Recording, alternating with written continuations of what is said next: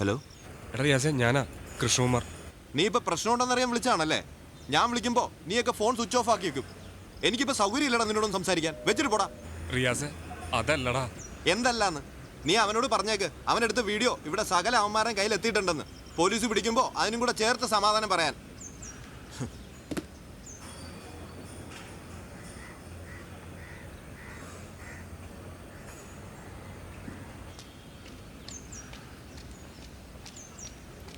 ഈ നാട്ടിൽ ചോദിക്കാനും പറയാൻ ആരുമില്ലെന്നാണ് നിങ്ങൾ കരുതിയിരിക്കുന്നത്?